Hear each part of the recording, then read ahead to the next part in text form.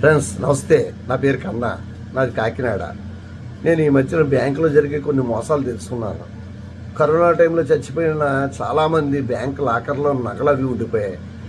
వాళ్ళ యొక్క బంధువులు కానీ ఎవరు రాకపోతే వాళ్ళు ఏం చేస్తున్నారంటే ఎవరో ఒకరిని పెట్టి దాన్ని సీజు ఆ బ్యాంక్ లాకర్ల యొక్క సీలు విడదీసి ఆ వస్తువులన్నీ వాళ్ళు గ్యాదర్ చేసుకుంటున్నారు.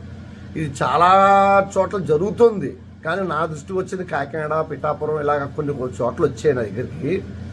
అది ఆ బంధువులు వెళ్ళి అడిగితే వస్తువులు మీకు ఎప్పుడో ఇచ్చేసాం, మాకు సంబంధం లేదన్నారంట. వాళ్ళు పోలీస్ కేసు కూడా పెట్టారు పిఠాపురంలోను, కాకినాడలో కూడా జరిగింది.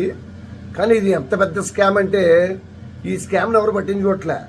కరోనా టైంలో చచ్చిపోయినప్పుడు వాళ్ళ బంధువులు కానీ అబ్బాయిలు కానీ అమ్మాయిలు కానీ ఫారిన్ కంట్రీలో ఉన్నా కానీ ఇతర రాష్ట్రాల్లో ఉన్నా కానీ వాళ్ళకి లాకర్ ఉన్న సిస్టమ్ కూడా వీళ్ళకి తెలియదు.